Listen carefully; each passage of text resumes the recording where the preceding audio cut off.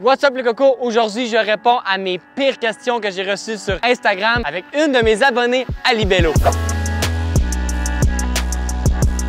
Première question, est-ce que tu as une blonde? Non, j'ai pas de blonde. Comment ça, t'as pas de blonde? Je pense que c'est un manque d'opportunité puis un manque aussi d'action que je veux prendre envers cette direction-là. Je travaille beaucoup, j'ai des projets qui sont énormes et je veux vraiment mettre ça en priorité. Malgré que t'as pas de blonde, d'où vient tout ton bonheur? Ça, c'est vraiment une bonne question pour vrai. Je pense que mon bonheur vient juste de ma joie de vivre tout court. J'aime ça, essayer plein de choses, j'aime vivre des expériences, j'aime les personnes qui m'entourent. Je pense que mon bonheur vient de là, vient de mon entourage, vient de mes projets. Puis c'est aussi, je pense que c'est toute une question de mindset. Je pense que si tu es capable d'avoir un bon mindset puis de focuser sur le positivisme, moi, je pense que mon bonheur vient vraiment de ça, là, de mon mindset puis mon entourage puis de mes projets. Tu parles de tes futurs projets. Quels sont tes futurs projets? Mes futurs projets, c'est de focuser sur ma santé, focuser sur mon mindset. J'essaie vraiment de développer ça. Il y a pas longtemps, j'ai vendu une de mes entreprises puis je me suis rendu compte que l'important dans la vie, c'est de vivre des expériences, d'être heureux puis d'avoir du temps. Puis j'ai aussi un autre projet que je veux investir dans 3 business. Fait que j'essaie de trouver 3 jeunes entrepreneurs qui aimeraient ça développer leur business. Ils ont peut-être des manques de fonds ou manque d'expérience. J'aimerais ça leur donner cette opportunité-là. Présentement, tu restes à Drummondville. Continue de déménager bientôt dans une autre ville. Pas forcément, j'ai fait quelques villes, j'ai fait beaucoup de villes au Québec,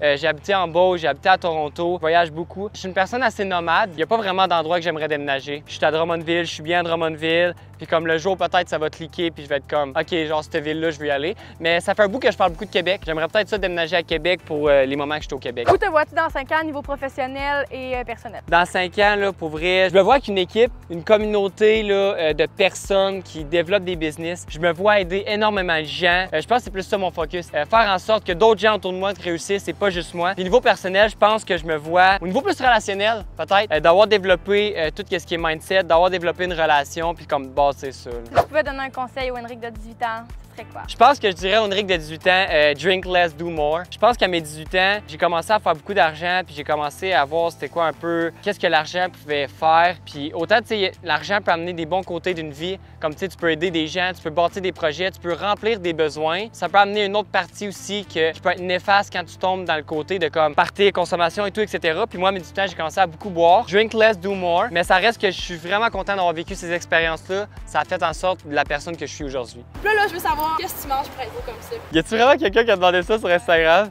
Ok, shit. Je mange pas tant que ça. Je bois beaucoup de café par contre. Ouais. Puis là, je sais dans le fond que tu travailles sur beaucoup de projets avec Alexia, ta coworker sur Brodam. Si quelqu'un que tu rencontres ne comprend pas ta relation avec Alexia, qu'est-ce que tu ferais? Tu sais, c'est sûr qu'Alexia, elle fait vraiment partie d'une grosse partie de ma vie. On se parle chaque jour, on s'appelle chaque jour, on est ensemble chaque jour. Tu sais, c'est ma partenaire. C'est la business que je mets le plus de temps. Fait que tu sais, c'est sûr que si j'embarque dans une relation avec une personne puis elle comprend pas ma relation avec Alexia, ben c'est sûr que ça pourra pas marcher parce qu'on est ensemble tout le temps, on se parle tout le temps et tout, etc. Ta relation avec Alexia a l'air vraiment exceptionnelle. Est-ce que tu crois à l'amitié gars-fille? Pour vrai, oui. Tu sais, j'ai plusieurs amis filles. Je pense que c'est vraiment une question de communication. C'est sûr que la différence, tu sais, c'est que moi et Alexia, tu sais, on s'est connus dans toutes les facettes. Pour les personnes qui savent, Alexia, c'est mon ex. Fait que tu sais, on a sorti ensemble. Tu sais, on s'est connus autant dans une relation amoureuse, on s'est connus dans une relation business, puis on s'est connus dans une relation amicale. Fait que je pense que tout ce lot-là a fait en sorte qu'on soit capable de se saisir puis de savoir qu'est-ce qu'on veut chacun un envers l'autre. Tu sais, maintenant, qu'est-ce qui est cool, c'est qu'on est vraiment une relation amie, business. On se concentre sur un projet, on se concentre sur des objectifs pour les amener au next level. Est-ce que tu es à l'aise de nous dire ton body count? Mon body count, laisse-moi penser à ça. Mon body count, c'est... Ouais. Ouais. Quelle est la chose la plus importante pour toi dans ta vie présentement? C'est vraiment ma famille et mes amis. Je pense que peu importe combien d'argent que tu vas gagner dans ta vie, peu importe qu'est-ce que tu vas faire dans ta vie, les amis et la famille, c'est vraiment important. C'est l'affaire qui vaut la plus chère. Ton père, ta mère, la personne qui t'a mis à la naissance, ta famille, les amis qui ont été là pour toi depuis le début, quand tu faisais 0 ou quand tu faisais 1 million, c'est eux autres qui définissent aussi la personne que tu es. Puis je pense que c'est important de s'en rendre compte puis de le comprendre. Tu viens de parler d'1 million de dollars. Je sais que tu as quand même du succès financier. Si demain matin, tu avais à recommencer avec 0 $, qu'est-ce que tu ferais? Fait que si j'aurais à recommencer, je partirais avec une entreprise de service, peu importe quel service. J'irais la scale-up à 10, 20, 30 000 pour par la suite peut-être switcher puis investir dans une entreprise de produits que tu peux scale-up en ayant un système à des millions par mois. De quoi tu aimerais que les gens se rappellent de toi? Fait que je veux que les gens se rappellent de moi, que je les ai aidés à réaliser leurs rêves. Que ce soit un projet artistique, sportif, business, peu importe quoi. Que ce soit même de se lever puis d'arrêter d'écouter la télé ou arrêter de manger des chips. que le projet soit gros ou pas, que leur rêve soit gros ou pas, j'aimerais ça que les gens se rappellent de moi en tant qu'une personne qui les aide à réaliser leur rêve. Je sais que c'est un sujet tabou que les gens, des fois, ça les rend un peu mal à l'aise ou perplexes. Qu'est-ce que t'en penses, toi, de la mort? Ça me fait pas peur la mort. À ma manière de penser, la mort va faire peur aux gens qui savent pas où ils s'en vont dans leur vie, qui vivent une vie misérable ou qui vivent une vie qu'ils aiment pas. Parce que quand t'aimes ta vie, t'as pas peur de la mort. Parce que tu sais que tu fais qu'est-ce que t'aimes. Fait que tu dis, même si je meurs, j'ai trippé sur qu'est-ce que j'ai fait pareil. Henrik, t'as plusieurs entreprises, t'as plusieurs employés. C'est quoi ton critère pour engager un employé? J'ai pas forcément de critères quand j'engage des employés. Je pense que c'est une question de vibe. Tu sais, déjà de base, je regarde pas vraiment les CV. Oui, c'est sûr que je regarde un petit peu, là, mais à la fin de la journée, pour moi, qu'est-ce qui m'importe, c'est est-ce que je connecte avec la personne? Ça, c'est la première chose. Si je connecte, c'est déjà un bon critère. Deuxièmement, est-ce que la personne, ses capacités, ses compétences vont faire en sorte qu'ils vont combler mes compétences dans quoi moi, je suis pas bon? Si la personne est autant bonne de moi, qu'est-ce que je fais? Ben, Colin, genre, c'est pas tant worth it. Je vais engager quelqu'un qui est dans quoi qui est bon que moi, je suis pas bon pour pouvoir être complémentaire pour faire développer la business. Une autre chose que je vais regarder, est-ce que la personne va être assez autonome pour faire en sorte que j'avais pas besoin de la surveiller chaque jour ou qu'à chaque jour, elle m'appelle 20 fois pour me demander 20 000 affaires.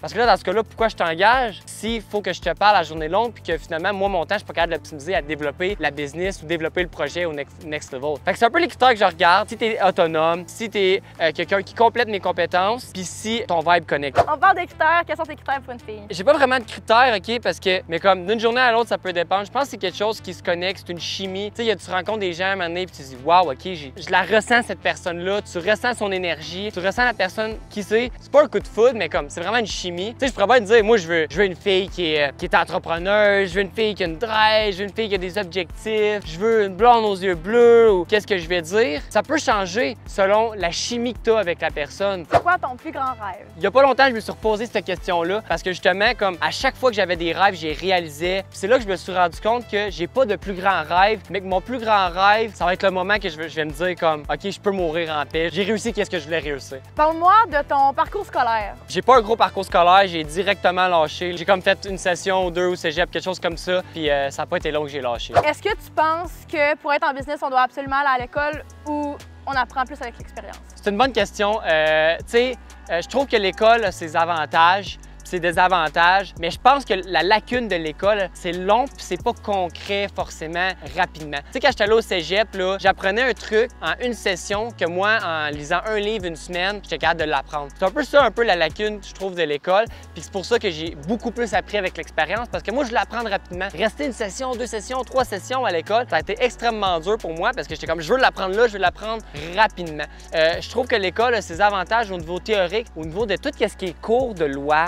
Tous les trucs plus théoriques, c'est dur à apprendre avec l'expérience. Si demain j'arrive puis je veux apprendre comment ça fonctionne la fiscalité, ça va être dur en tabarouette, je vais devoir en lire des livres, en comprendre des affaires, tandis qu'en allant à l'école, ils vont me dire « comprends ça, ça, ça, ça, ça », puis c'est de même que tu vas réussir dans la fiscalité. Si tu pouvais revenir dans le passé et changer une chose de ta vie, ce serait quoi? Sans hésiter, rien. Toutes les conséquences apporte d'autres conséquences. Chaque opportunité apporte d'autres opportunités. Ce qui veut dire, peut-être qu'il y a des moments de ma vie, je te donne un exemple, il y a eu un été que j'ai dépensé 30 000 dans l'été en alcool, puis comme tout le monde pourrait être comme, voyons, pourquoi t'as fait ça? C'est complètement ridicule. Même moi, quand je le regarde comme ça, je suis comme, c'est ridicule qu'est-ce que j'ai fait. Mais si je l'aurais pas fait, où que je serais en ce moment, peut-être je serais pas où je suis avec autant de succès, je changerais rien parce que toutes ces choses-là que j'aurais pu changer ont juste fait en sorte que je suis devenu la personne que je suis. J'ai une petite question un petit peu plus croustillante pour toi. Combien fais-tu par année? Ça devrait pas être croustillant comme question, puis c'est là que je vais y répondre. Cette année, je pourrais pas dire précisément comment que